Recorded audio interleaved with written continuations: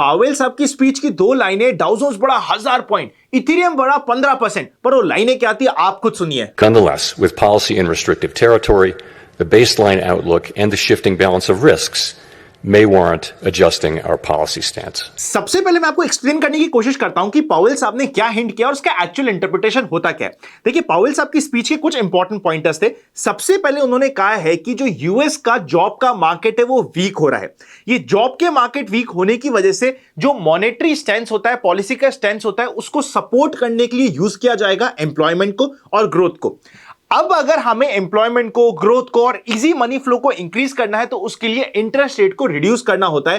तो ये एक्सपेक्टेशंस बन रही है कि इन सब चीजों को ध्यान में रखते हुए सितंबर में फेड की तरफ से रेट कट आ सकता है।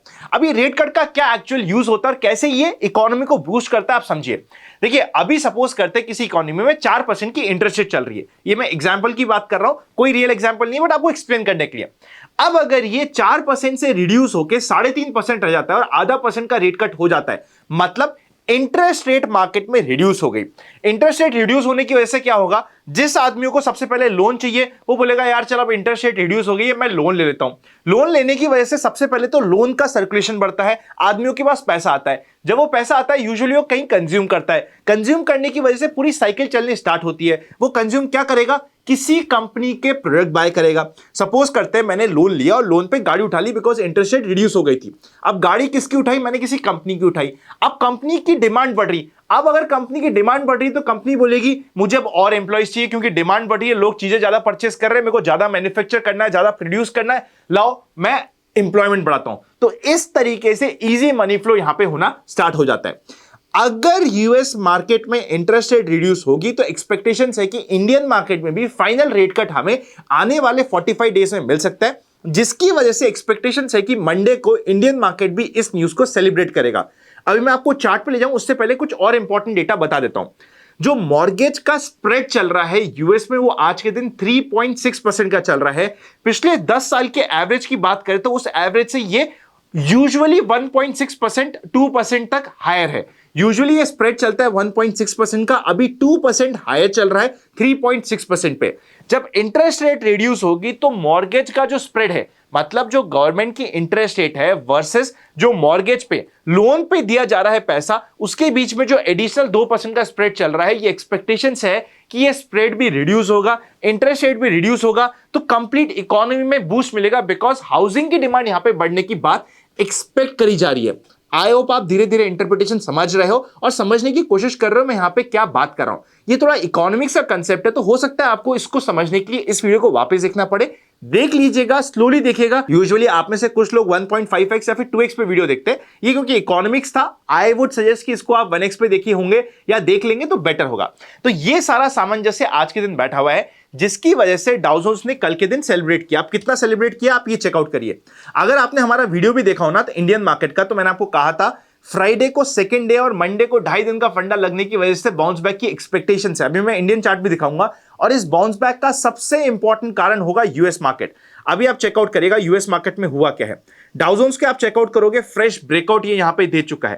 नास्डैक की बात करोगे तो इसने इंपॉर्टेंट सपोर्ट, अगर मैं आपके लिए इंपॉर्टेंट सपोर्ट लगा दूंगा, 50 डे इंपॉर्टेंट सपोर्ट से यहां पे बाउंस बैक आने की एक्सपेक्टेशंस हो रही है। अब यहां पे इंपॉर्टेंट ये होगा कि जो डाउ जोन्स का ब्रेकआउट है, जिस तरीके का इसने ब्रेकआउट का मूव दिया है, क्या यहां से इमीडिएटली फॉलो थ्रू मिलेगा या फिर अब एक इनसाइड कैंडल बनेगी, थोड़ा सा हॉल्टिंग मिलेगा और फिर निकलेगा। अब आपके लिए बेटर क्या होता है? बेटर होता है सेकंड सिनेरियो। अगर ये यहां से इमीडिएटली नेक्स्ट 1-2 दिनों में इसका हाई ब्रेक करके निकल जाता है, this is not good for you.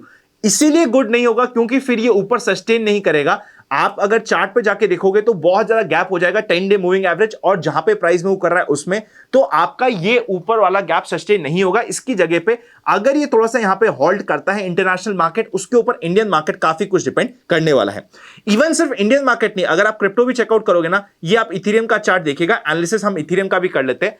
Ethereum का अगर आप 4 आवर के बेसिस का चार्ट देखोगे, क्योंकि मैं यूजुअली 4 आवर का लगाता हूं, यहां पे ये था सपोर्ट जो हमारी बात हुई थी 4362 के ऊपर जाते ही हमारे लिए फ्रेश ब्रेकआउट होगा जहां पे नई ट्रेड बनेगी और ये फाइनल प्रॉफिट बुकिंग की रेंज होगी जहां से प्रॉफिट बुक होने की कोशिश हो रही है।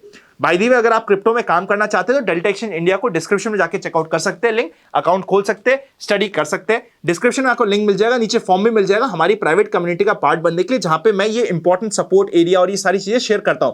फॉर एग्जाम्पल, आप रिसेंटली शेयर कर सकते हो, यहां पे मैं वॉइस नोट भी डाल के बताता हूं क्या मेरा एनालिसिस बन रहा है, कंप्लीट चीजें स्टडी करवाने की कोशिश करता हूं, आप पार्ट बन सकते हो।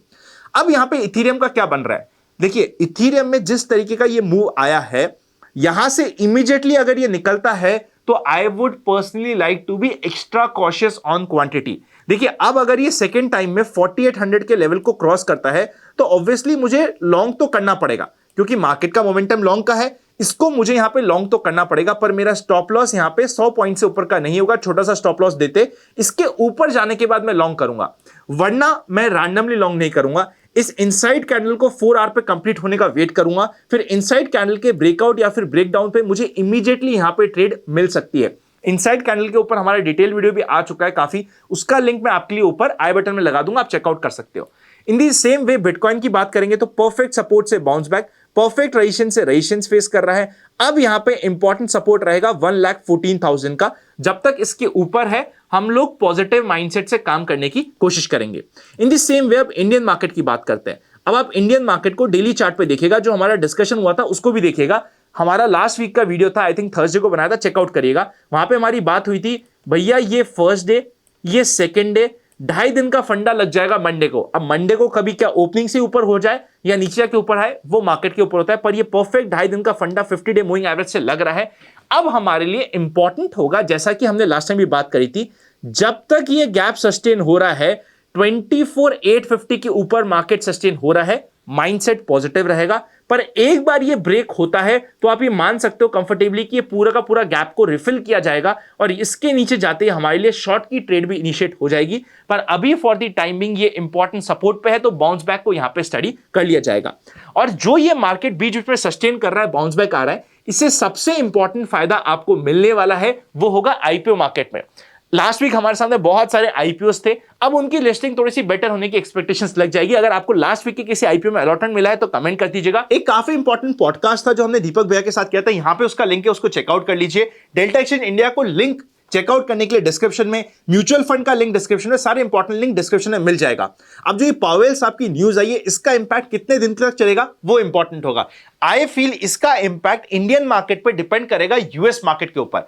अगर यूएस मार्केट 2 चाल चलेगा तो इंडियन मार्केट 1.25 चाल चलेगा, ये ध्यान रखिएगा। अभी मैं ये एक्सपेक्ट नहीं कर रहा कि यूएस मार्केट 2 चलेगा तो हम यहां पे 2.5 चलेंगे, नहीं होगा वो। बट यूएस मार्केट को हम लोग रेप्लिकेट इंडियन मार्केट में करने की कोशिश करेंगे, इसकी एक्सपेक्टेशंस ज्यादा है। पर अगर यूएस मार्केट में जो ये गैप के साथ काम हुआ है और लॉन्ग अच्छा 1000 पॉइंट का मूव मिला है, वो अगर सस्टेन होना बंद करेगा तो इंडियन मार्केट में भी आपको 50 डे मूविंग एवरेज टूटा हुआ सा मिल सकता है।